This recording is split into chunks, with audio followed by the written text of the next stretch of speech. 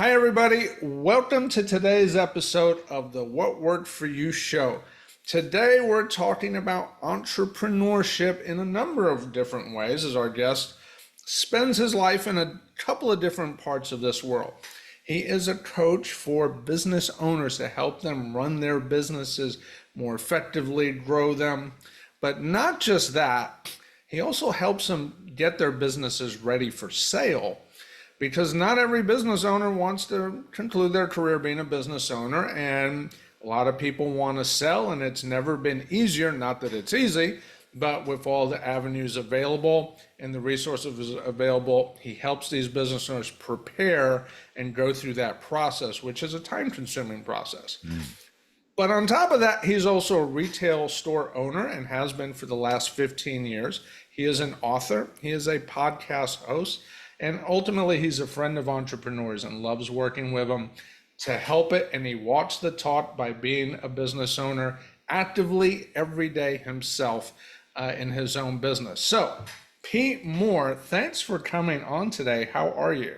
I'm great. Thanks so much for having me, Frank. I'm looking forward to our hour together, looking forward to, having some great chats and looking forward to hopefully helping the listeners through some of their trials and tribulations and giving them some ideas and things to think about that may tweak some action. And I think that's the big thing is we can listen to podcasts all day long, Frank, and we can read books and all that kind of stuff. But ultimately, as business owners, we need to take some action to make things better. And hopefully we'll hit a couple things there that might just say, I got to work on that.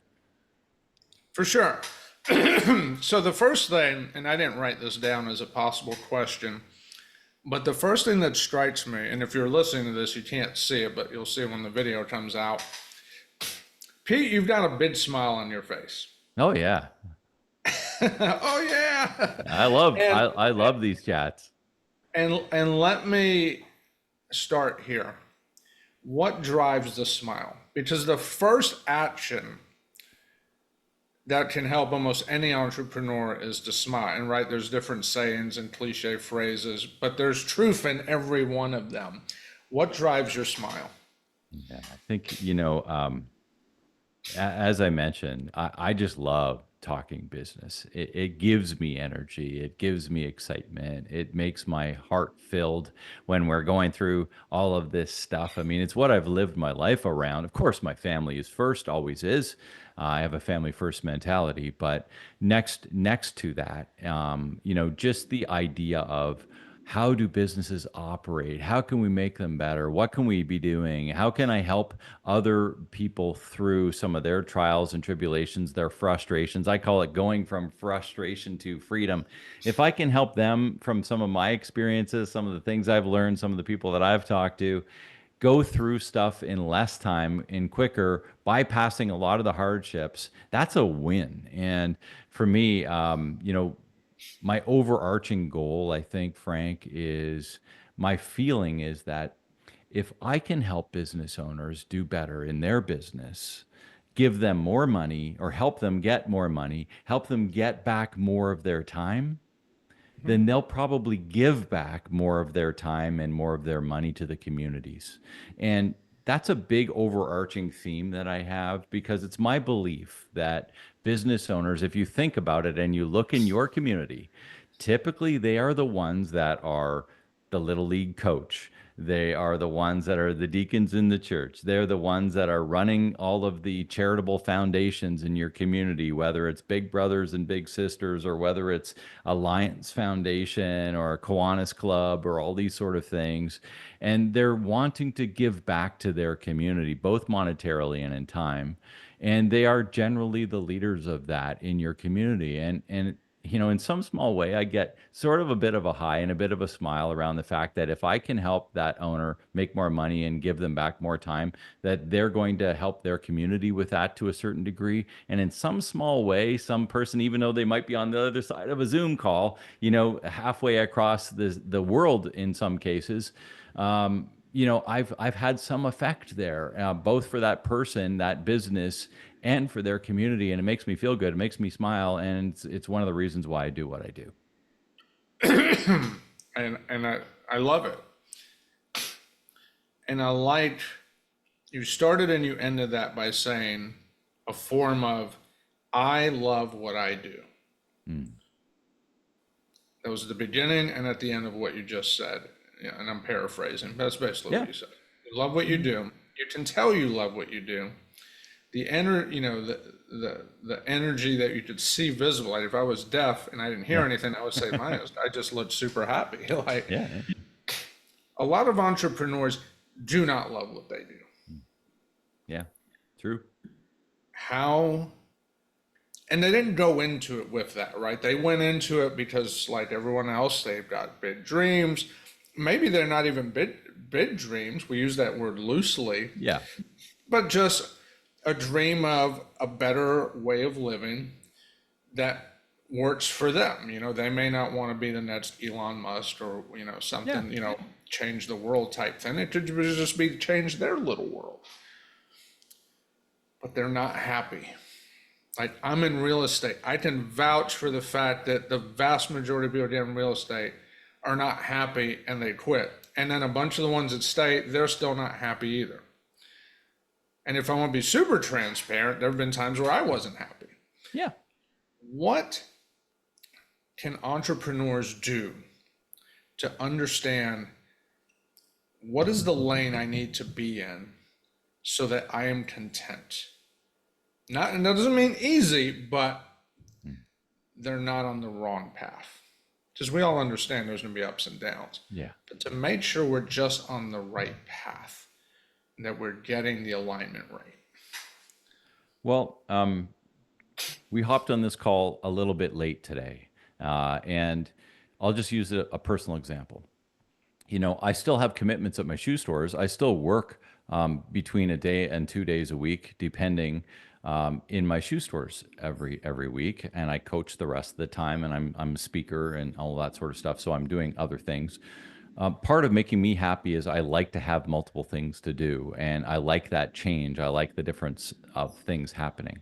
But one of the things that's happened for us here at our shoe stores recently, and you said there are times where you're up and down into this sort of equation, is that at our shoe stores, we had one of our two top managers, in a good way, gave birth about a week or so ago. But in Canada, where I am, that means that she's off for a year.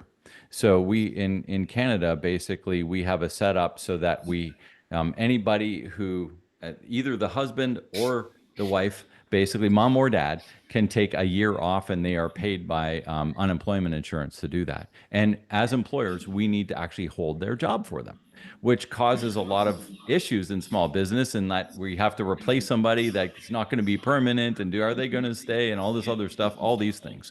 Well, we also have another person working in one of our stores who is pregnant, and she's due in September.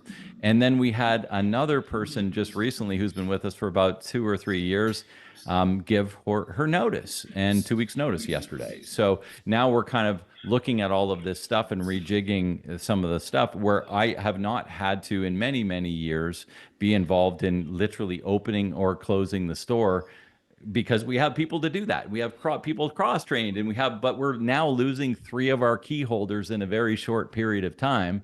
And that means something. It means that I'm going to be pulled back into scheduled hours and in looking at a couple of different areas to fill in the gaps for all the different people and all this stuff to help my team through this period until we get somebody else, two other people, ready to go. And so it's not like I can't do that or I won't do that. I'm still a business owner, but is that where I want to be, Frank? It's not where I want to be. I don't want to have to be laid into opening and closing the store and sticking around the store all day when I have other things that I'm always doing. That's where I want to be, and that's where I spend most of my time. But even going into knowing that this is going to be a short term thing that I'm going to be doing, it's still my business. I'm still ultimately accountable for the whole thing, even though I have a great accountability chart and lots of people that help me do what I need to do. Ultimately, the buck stops with me because they are my businesses. And so I need to understand that going back into something that I don't necessarily want to do all the time, how am I going to work my way out of that? And what are our process situations, how are they set up so that we can do this in an efficient way so that we can get back everything to what I'd call our benchmark level of where we need to be. And I think that's all part of these ups and downs of being a business owner, Frank. You know, we all go through them. I used to be a realtor too. I was a licensed realtor and a business broker. I never really sold too many homes. I sold businesses, but you know, from that perspective, I get that idea of, you know, oh, I don't want to do open houses anymore, or I don't want to be a listing agent anymore. I don't want to tote people around and be a selling agent anymore, whatever the case is, or I don't want to do the paperwork. But I think the bigger understanding here from a business owner perspective is taking the step back and understanding what you do like in your business and what you don't like in your business. And I came up with an exercise several years ago that I put most of my clients through. It's called Love It or Leave It. And that exercise, and if anybody wants it, just off the top of my head, it's at simplifyingentrpreneurship.com/love it. And you can download the exercise there. Hopefully that's the right link, but we can put it in the show notes because I haven't gone to that link for a while. But you know, this the love it exercise, love it or leave it exercise is a pretty simple one, and I'll explain it basically because I think it really hits home on this topic, which is write down everything that you do, everything that you're accountable for. I need to open the store, I need to answer the phones, I need to hire the people, I need to order the product, I need to meet the, you know, do my sales calls, and all of the different things. You'll probably get about 70-80% of them down in that first draft. However long that first draft is, 1 or 2 pages, just handwrite them all down. And leave that sheet of paper out for another week to 2 weeks because there's some stuff that you do more occasionally than you do sort of every day. And you'll fill out that other sort of 10 to 20% after that. And then what you want to do is you want to separate each of those items into 4 boxes. And the 4 boxes are these: I love it and I'm good at it. I love it and I'm not good at it. I'm good at it, but I don't love it. I'm not good at it and I don't love it. And when we start looking and we start transplanting each of these list items into these 4 areas, most business owners find themselves not living in the box that they should be living in, which is love it and good at it. A lot of times they're living in this one, which is I don't love it, but I'm good at it. And this is Very a problem. commonplace. This is a problem. And it's a big problem. And usually it's because they have always felt as though they're the best person in their business to do this, so I'll just do it. That's not good enough. Once you get to a certain point in time, that's the stuff you need to elevate and delegate to others so that you can free yourself up to be live in your personal box, which is I love it and I'm good at it. And think about how much more efficient use of your time and the more benefit that you'll be to your business when you do that. And the real power is when you have this and you do this with the rest of your team too, so that everybody's spending as much of their time in their love it and good at it box for whatever their accountabilities are in your organization. That's when you get power in the organization. That's when you get a real interesting thing happening and everybody feels as though they're valued. Everybody feels as though the day goes by quickly and they've enjoyed their day and they have a smile on their face because they're spending the time doing the stuff they love to do instead of that all that stuff that you know you're good at but you really don't like to do. I'll use bookkeeping as an example. I've got 2 business degrees. I'm decent at accounting. I don't ever love doing bookkeeping. Never have. I've always hired for, I've been in business 30 years now. Probably 28 of those I've had a bookkeeper do my books, even though I'm fully capable of doing it. And often the bookkeeper will come to me asking me questions for knowledge and understanding of that. But I just don't want to do it. It pains me to think about balancing visas and stuff like that. Yeah, it's just not my gig, right? I'm capable, but the hour or 2 hours, depending on the side of your business, you know, the day that you have to do that every month is just painful time. So I would much, and I'm much more beneficial to my businesses to be doing the things that I like in that 1 hour of time. And I'm probably going to help the business and help the people in the business a whole lot more than if you found me in behind a computer trying to balance the visa statements, for example, you know? And I think we all have these in our businesses, don't we? We all have these sort of things where we're doing this stuff that we you know we're good at, but we don't really want to be. That's what causes frustration, not only for you, the business owner, but for everybody on your team who's doing the same thing too. It's interesting because if you're an entrepreneur long enough, and you don't even have to be an entrepreneur, you can be an employee long enough, you will almost certainly find numerous things you're good at Yeah. that you don't love. Um, and that number can get large. I'm good at this. I'm good at this. And it's funny because you were talking about bookkeeping. I'm like, yeah, I've sat behind QuickBooks before, and I'm like, yeah, I Mhm. could be really good at this. I would rather die than look at just the interface. No offense if you're a QuickBooks lover, Yeah. but the interface is like, oh my gosh, is the ugliest thing. Who came up with this? But it was designed a long time ago. I get it, right? It's a whole other conversation. But it's true. You know, it's easy to get good at things in the moment, especially when we know it's something we could get good at. And it'll give us that feeling of momentum. It'll give us that feeling like we're making progress, maybe tremendous progress. But it's not really something moving us to our most dearest goals, as I should say, to us. So is this exercise you talk about, love it or leave it? Is this the exercise you use with people to help people not just determine what they're good and not good at, but to really resolve alignment issues so that they stay in the right box, so to speak? It's one of them. I've come up with many of these different exercises, and depending on where people are at in their business journey, like I said, I mean, I had no intention on talking about that one as we jumped on this call today, but if that's how kind of the coaching goes. It's like if we're talking about a certain thing, and it's like, bing, I've got one for that. Let's go through. So most of what I do really is around thinking tools, and I find, for the business owners, in the most case, it's getting the stuff out of their head and into some sort of format that can be actionable, right? So if you think we started off by talking about action. And if we take this and we say, okay, now I've got four boxes and I can see so many of these things are in this area that I'm good at, but I don't love doing. Now I'm gonna, like, who else can do this for me, right? So you start looking at the who's in your accountability chart, or your organizational chart, if you prefer that word, and you start saying, well, this person could take that off because they're actually pretty good at that, and I think they'd actually like it. Oh, well, let's have a chat about that. So now I'm starting to it gets addictive.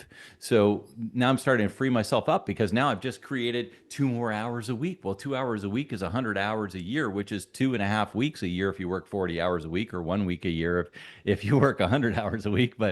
But basically, I mean, the idea here is we're extrapolating extended hours over the course of a year or potentially 5 year period. And you're saying every time I release an hour of my time, whether it's a visa statement, whether it's hiring a next person, whether it's some marketing that you're doing, whether it's a sales call, or whether it's preparing a quote, whatever the case is, doesn't really matter. When we start releasing those hours, we're getting usually 52, one for every 52 or one for every 50 hours back a year. And that adds up. 1 hour a week is a whole week's worth of time over the course of the year. And most people don't look at it that way, but I tend to. And so my sort of goal is to relieve 250 to 500 hours off of the person's hour structure in the first few months, so that we can give those people back some time. We can realign some of the things that they do and get them into a position where they like what they're doing more. And when they like what they're doing more, good things happen. I love it.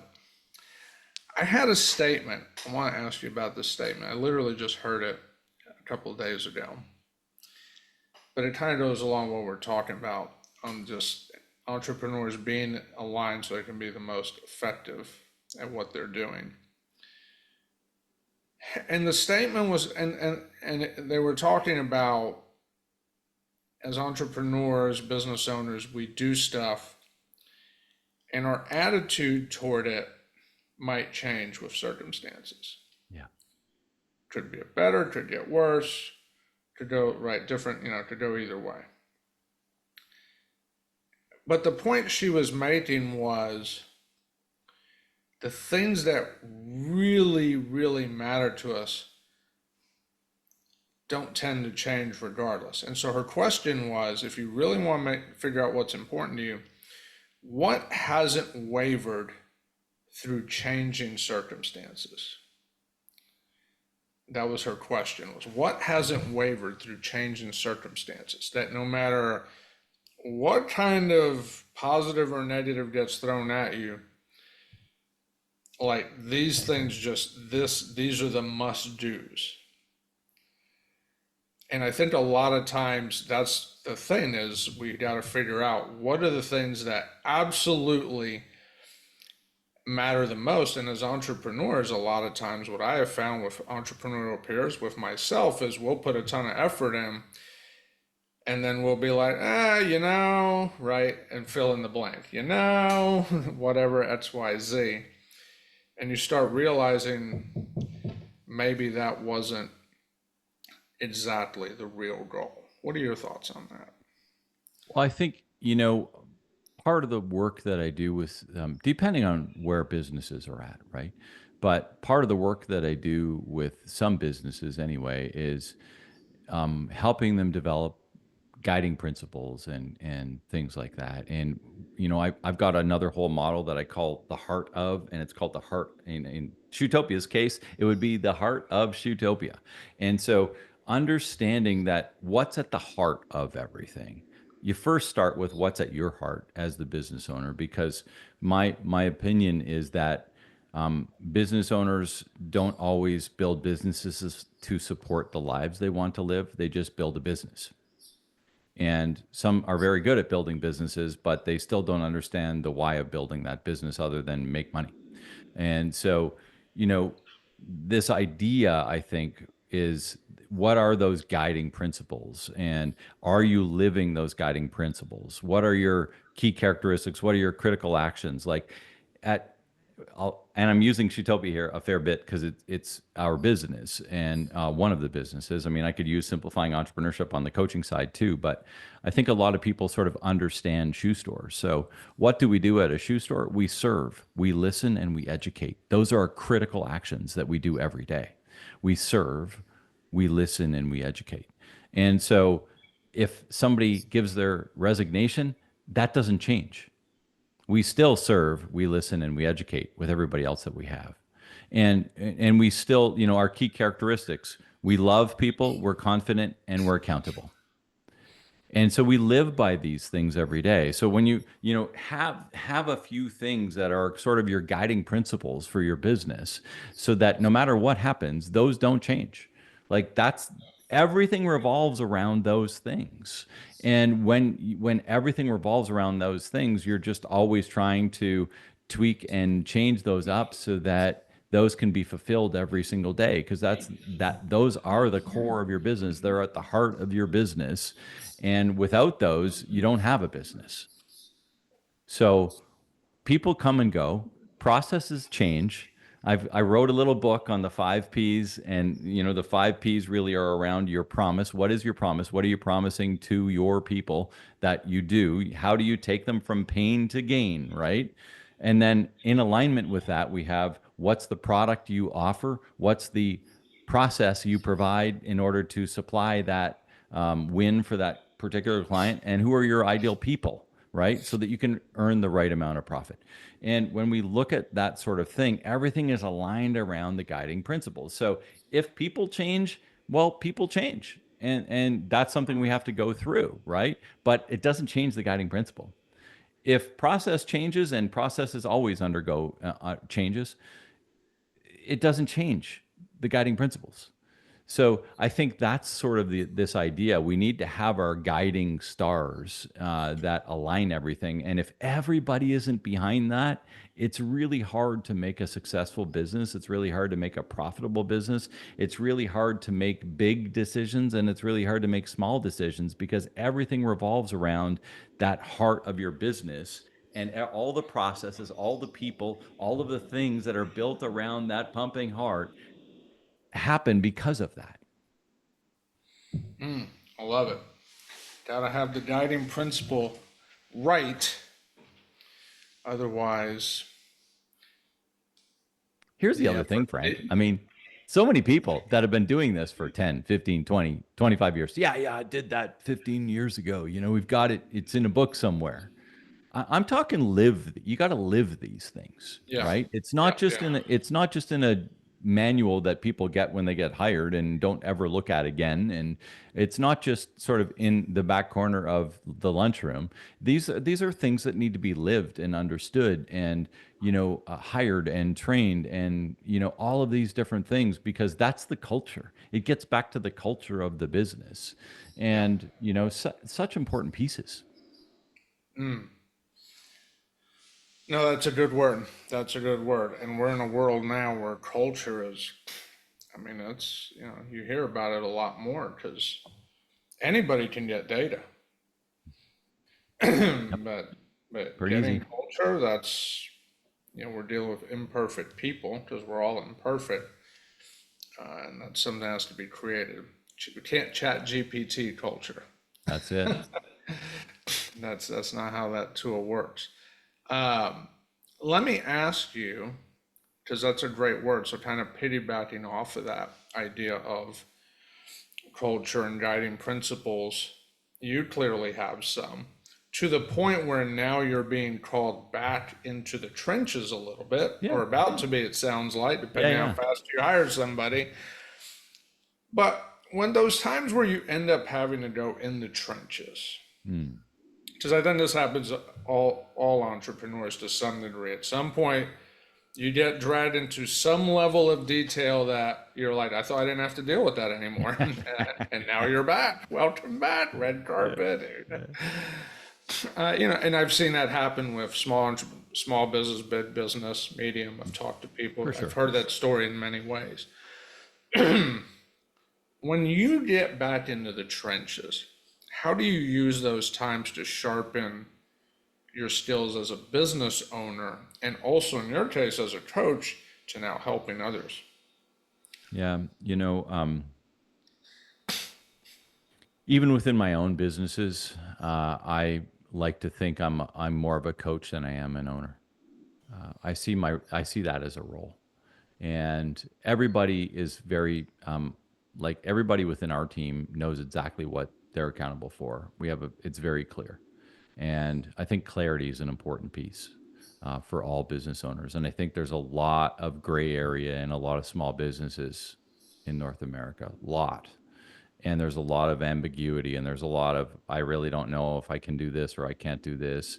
There's a lot of procrastination around decisions that need to be made because there isn't clarity. And so when I go back in, and I was back in this morning working in one of our stores with our general manager and our store manager at that particular store, and we were kind of going through a bunch of stuff, and we rehashed some of the whys of why we do things. We're looking at redoing an entire area of our store and completely revamping some stuff. And it's a really interesting thing. So when I go back in, my goal is always to be the coach. And how can I lead by example of how I would want them to work with customers, follow process. And you know what? Following process for me is terrible. I'm not a checklist follower. It's like I'm a Colby coach, and from a Colby perspective, it's a really neat assessment that sort of lays out the different ways. I'm a change agent, and I am not necessarily a rule follower. Yet there's a lot of process in our business that is rule following. We need to put in a customer this way. We need to have a purchase order fulfilled in this way. Like there's steps and guidelines and all that sort of stuff. One of the reasons my team usually says, just stay off the computer, I'll tackle that for you, because they know I usually screw it up. Yeah, creating So work for them.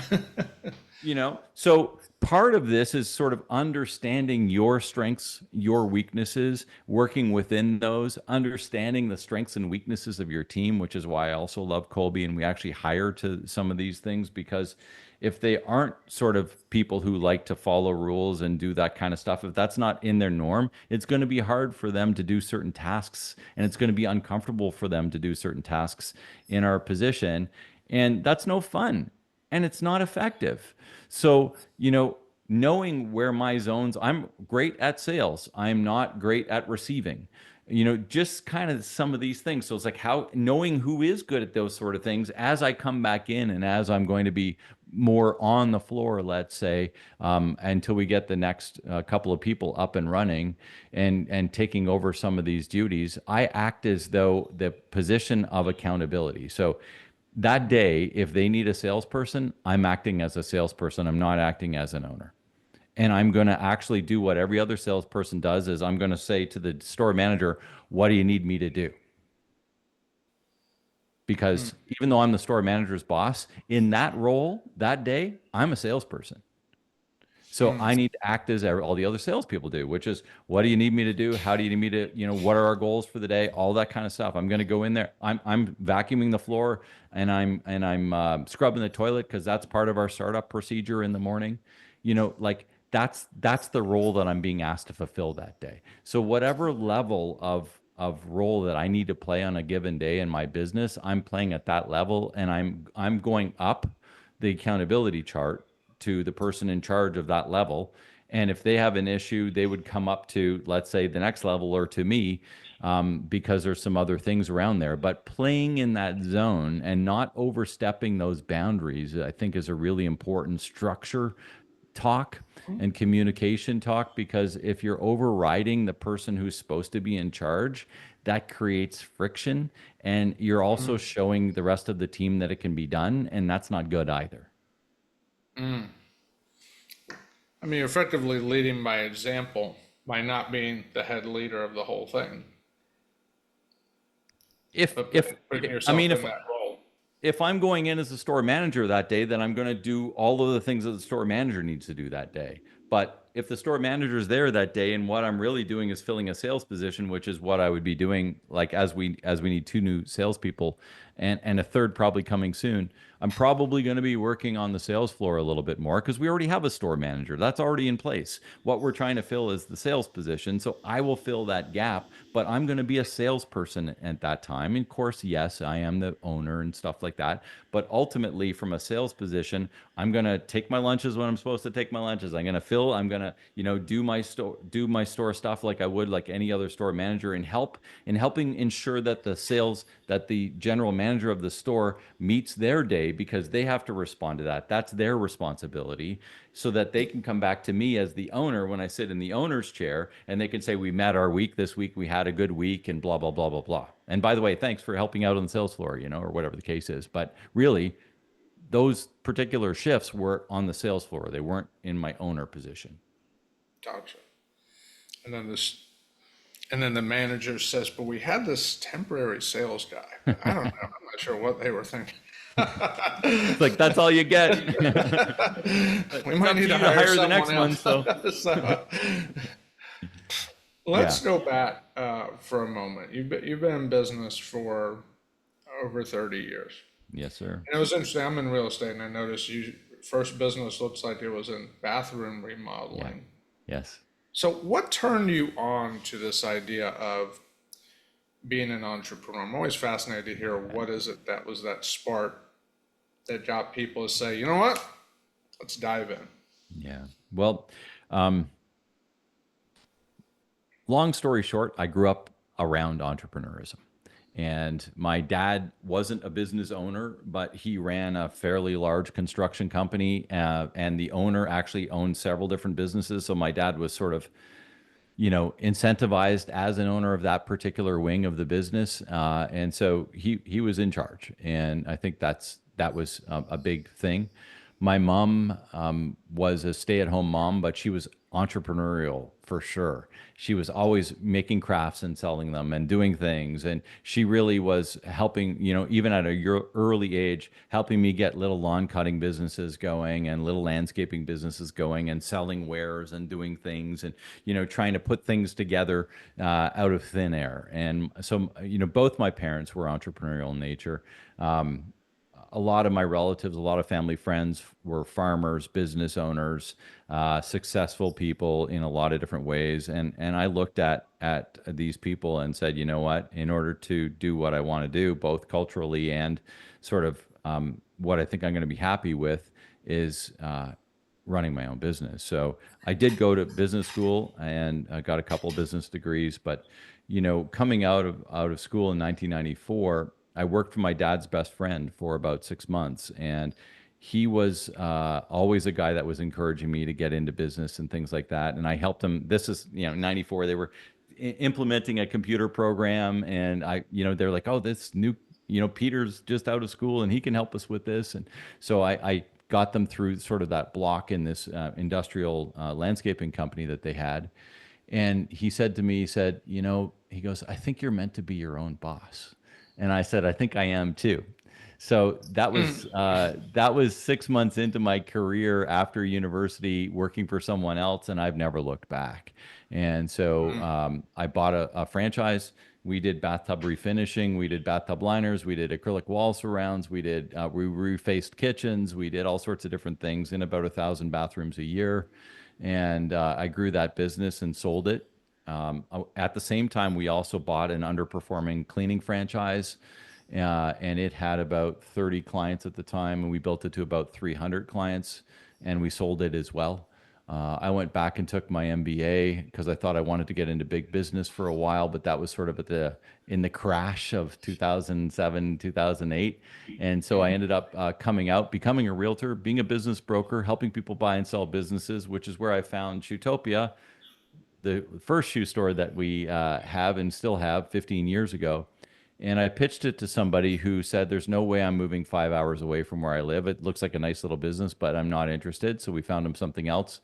And in doing the homework on it, I'm like, oh, I like this business. It does well. It's in a small town. We're small town people. And so we bought it and moved the family, and we opened another one. We closed one. We opened another one, which has just celebrated its 10th anniversary. And, it's been a good career for me along the way. But a lot of what I do in my entire career basically has been having at least two businesses on the go at a time.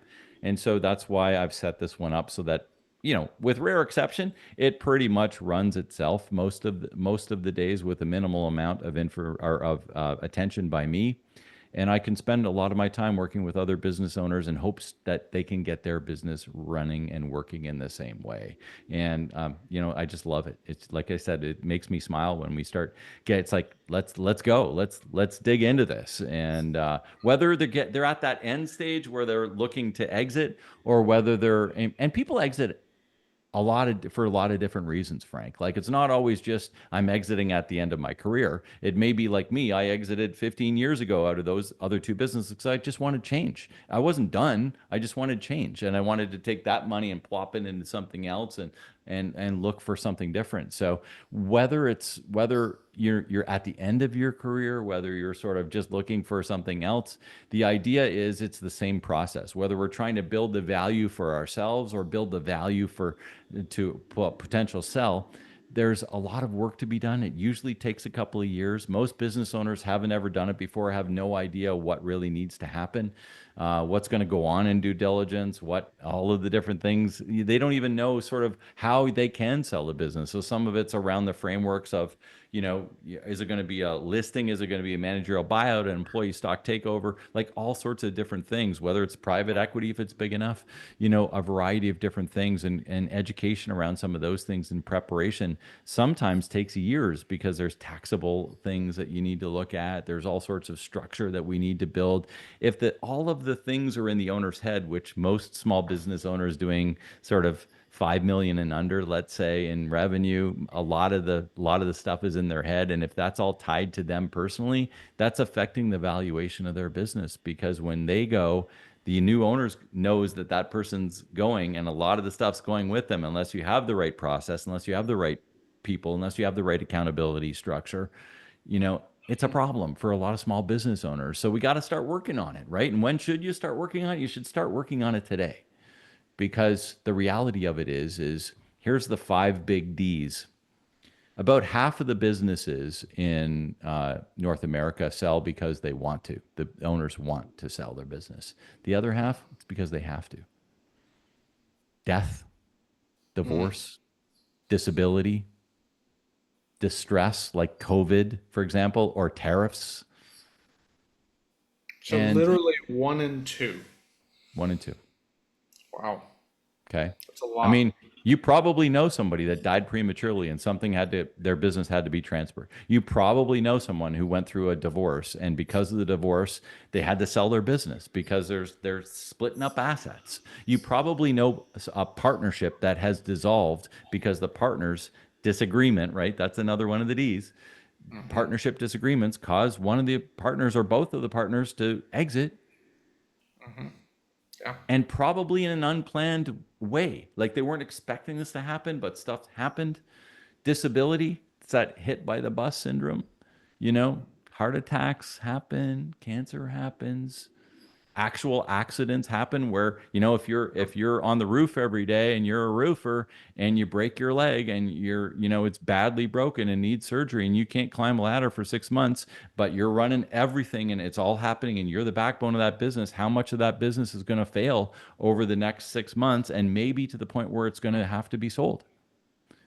Yeah. These are real type things. They happen all the time. And most of the listeners here who hang out with business owners have personal relationships with people that this has happened to. Yeah. But we're not planning for it. That's true. No, that's true.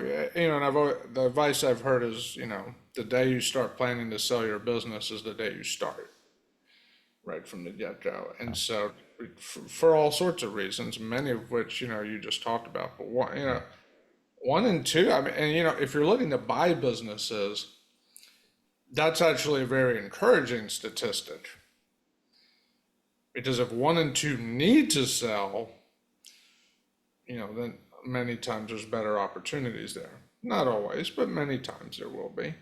And so, that's in a kind of a, self-centered way that's encouraging.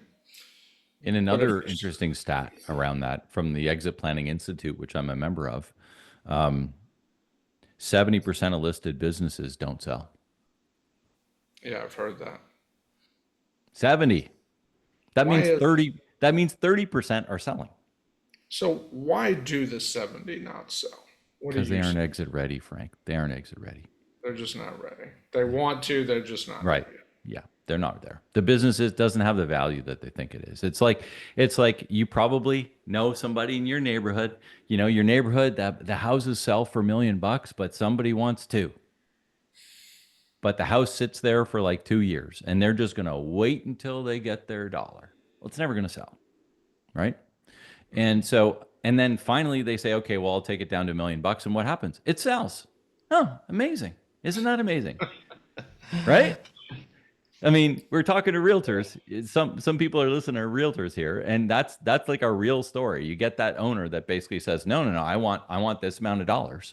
And like I don't really need to sell, but if I get that, it's like, "Do you really want that listing?" I don't know. Like that sounds like a lot of frustration to me. So Yeah. it's the Yeah. same with selling a business. People have this idea in their head, which is another thing that I do at the Exit Ready business is we do sort of a range of value for people, and it's a free thing at the exitreadybusiness.com. And you can take the value builder assessment. And the value builder assessment sort of goes through this and kind of lays out the 8 areas that you're either doing really well or you need some work on. But we can also drill into with your NAICS code of your industry what your business, give you a range of value of what that business is worth. And it's not perfect, but it's a place to start. And and I think it's really interesting because most business owners, their idea of what a business is worth is what. Hey, I went golfing last week, and with the tire association golf tournament. And my buddy that has a tire shop last year sold his business after 30 years, and he got $2 million. I should be able to get $2 million. I've been in business 30 years. Like, Right, right. what? Where, like, how does this mean anything? But most business owners don't know where to start. They don't know how to value their business. They don't know what it would sell on a most probable selling price sort of situation. And it's a really interesting thing because it's like just because you've worked at something for 30 years and just because you've got your income off it for that long, it doesn't mean that it's even sellable. And I've had to have some of those conversations with some people. Unfortunately, it sucks, but it's true. And it's like, but I'm counting on this $500,000 as part of my retirement portfolio. And it's like my lease is up next year, and I got to be out by the end of next year. And I'm like, the business, you're not going to get it. But I've been here 25 years. This doesn't add up. This doesn't add up. Yeah. But I need it. Well, then sign a lease and let's build your business for another 3 years and put the value back in. Because if 500 grand is what you need or 5 million, it doesn't matter. Whatever your needs are, and it's not there, then we got some work to do. And that's where I come in as the business coach. Is like, let's build the value over the next few years so that we can get the value up to what you think you need as part of your financial plan so that you can execute the life that you want to live. Because that's why we build businesses in the first place. Because as a business owner, our goal is to have a better life. You said it right at the very beginning of the podcast. And we get into business to have a better life. But if we're not having a better life and we can't see a better life, then it's not a great business. Well, one of the things that helps business owners have a better life is going from operator to owner. Yeah. Far too many entrepreneurs in a variety of businesses struggle with that transition. What's the biggest block in people's mind that makes that transition so difficult? It's a release of authority and accountability. Really is. I just see it time and time again. And as business owners, not everybody, but most business owners start off with their pockets already cleaned out. They have nothing left, which means, if they bought a business, they probably spent the wad on the business. And if they're bootstrapping to get it going, they never had a wad to begin with, and they're doing what they can do in time and sort of knowledge to get the thing up and running, which is totally understandable and is how most small businesses start. So what do? We work in those I don't love it, but I'm good at it zones for a very, very long time, right? Yeah, Because you have to. It's like I gotta do this. But yeah, once like as we went through the 5 Ps, once we've set up the promise, the product, the profit, or the process, the people, and get to the profit, now the profit starts to come. And when this profit starts to come, usually backed on the entrepreneurs sort of everything they could possibly do in as many hours that they possibly have to get this thing rolling. And that's very normal in the startup phase. I don't pretend that it's not. It is. For most people, that sort of 1 to 3 years, it's all on you. It's you're brunting the heavy load, the whole shooting match. But there comes a time where you don't want to be Atlas there holding up the whole world in your business. And you actually need to bring other people on. Well, the issue is, like any other habit, and I love, there's a couple of great books out there on habits. Tiny Habits is my favorite, or Atomic Habits is another big one. But whether you maybe drink too much, whether you smoke, or whether you have a good habits of going for a walk every night after supper, whatever the case is, when it's hard to break habits, and we've habitualized ourselves as small business owners to making all of the decisions, to doing all of the things, to being the best and never allowing other people to take on accountability, to owning every sort of balance sheet item and every income item, to not sharing our reports with anybody that needs to know. Like, all of these different things are pieces of the puzzle in order to help somebody grow. And the thing that you can grow your business for as many hours and as much accountability as you want to take, but then you come to a ceiling, and that ceiling is done, and you'll never grow anywhere past that unless you start allowing others to have accountability in your business. And that's the biggest thing, is people are micromanaging, not because they'll say, "Oh, I'm a micromanager," but a lot of these people weren't micromanagers. They just had to be at the beginning, and they've never allowed themselves the opportunity to go back into that love it zone. And when they start seeing that, and I mentioned the idea of being addictive, when they start working more in their love it zone, they start seeing how powerful that can be for the growth of a business, and how powerful how that can be for their own personal lives. The idea now of going back and saying, "Oh, as I gave somebody else the book work, and I now don't have to do that." It's like, oh, what else can I start to pawn off? Oh, I'll give the marketing to somebody, or I'll give the sales to somebody, or I'll give the purchasing to somebody, whatever the case is. And then it becomes like the biggest thing is getting that first couple of things off of your plate. And when you start to get it off your plate and you have the right process in place, because that's where a lot of people mess up, they don't have good process. And it's hard to align and assign accountability to someone if you don't have good process. It's bad Yeah. business because then you're expecting them to do something when they have to reach into your head and they can't reach into your head. And now we're scolding them because they didn't do it the way we wanted to, but we've never even laid out process. Right. Yeah. Like No, it's it's a it, good point. it's so common in small business. Yeah. And so a big piece is getting the process down. And process can change and it does change and that's fine. But if it's 80%, 85% good, then it's usually good enough to start to align and assign accountability so that they can have a better life too. And believe this, if the people are working with you and if your culture is good, they actually want to have accountability. They actually want to make decisions for and with you. They don't want to be told what to do. Yeah. They want some authority and you're the business owner. It's time to give them some so that you can have a better life too.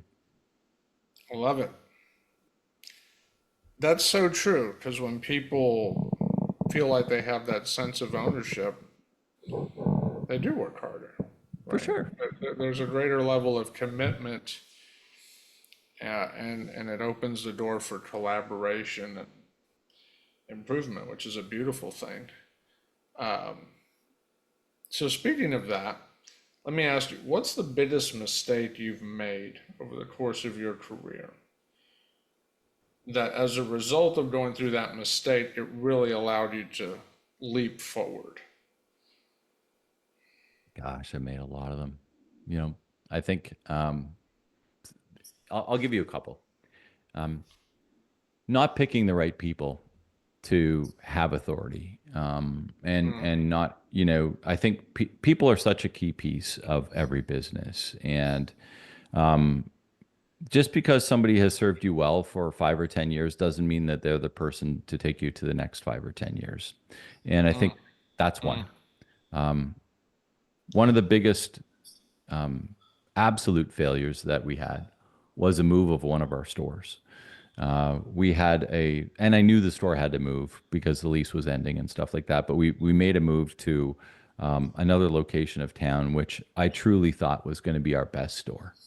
And I'd done my demographic work. I had done a lot of the stuff. And one of the things that I'm good at, I'm good at convincing myself, Frank. I think we're all pretty good at that. We I'm all good have at that convincing still myself, somewhere. Yeah. right? I convinced myself that this was an awesome location and I should have done some work with some more outsource specialists in some of this because some of the things that happened, including we had to sell our family cottage in order to pay off some debts on this thing in order to buy out a lease. I mean, we lasted there 2 years and we still had, multiple six figures to pay out that we just literally paid out because it was going to be cheaper to do that than to run this thing for another 3 years. And, so it was a big lesson and it was hard in a lot of different ways. And I look back and I say, a lot of this could have been, I'm not saying all of it could have been figured out, but had I actually used outsource experts more than me thinking I knew what I needed to do and I was okay with some of the stuff, I overlooked some of the things that were bigger than they truly, that they were a lot bigger than I thought they would be. I didn't use the power of my network as well as I could have on that ultimately very big decision for both me and my family, both business wise and personally. So yeah, have I had some struggles along the way? I definitely have. I learned a lot from that. I mean, I really did, and we do run things very differently. And that was several years ago now, thankfully. But these are the lessons that you learn in business, and nothing is Yeah. always perfect. But ultimately, I think part of being a business coach is to share stuff like that. Part of having these conversations, like I'm an open book. It's like, hey, this stuff happens, and here's the other thing: being a business owner is not for everybody. And There's a reason only 7 or 8% of people out there in North America are business owners, because it's not for everybody. And there are people that aren't meant to be business owners, and that's okay. And Hmm. I think they need to know that. Like, it's okay not to be a business owner. I wouldn't change it. I've lived my life that way and I always will. But it's not for everybody. And it's a great thing, but you have to be okay with the ups and the downs, right, Frank? And you've had them too. We've had them. It's just part of being a business owner. It's part of the journey.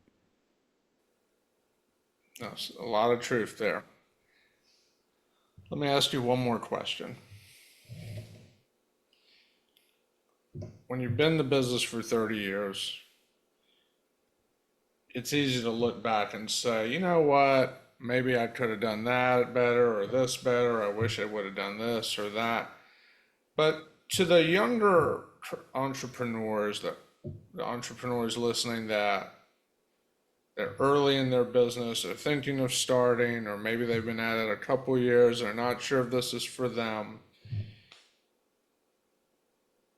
What's your message to them? Almost like if you were to look back at yourself 30 years ago, what would Mm. that message have been? To that young, excited entrepreneur that might have been excited, but also a little hesitant, maybe scared, but they will never tell you they're scared. But it's right. Like, what's your message to them?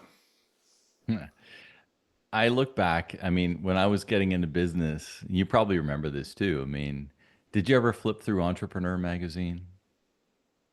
I've seen it a few times. Yeah. I mean, there wasn't we didn't have the internet. We didn't have the capabilities. There were no podcasts. There were like so Entrepreneur magazine was sort of this go-to where you could go and flip through and see what was new, what was exciting, what franchises were out, what like all the different stuff that was like, maybe I'll do this, maybe I'll do that. Right. Different form of shiny objects.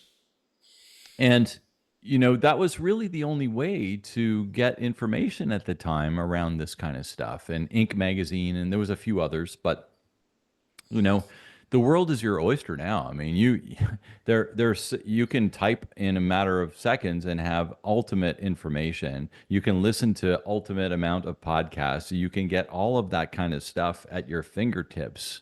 And I think it's all great. What I think every person needs is a mentor. Mm-hmm. And I've had a few along the way. And I probably didn't source them as much as I could have. Mm-hmm. And I think, most business owners, and I encourage people here. I was at a networking event yesterday.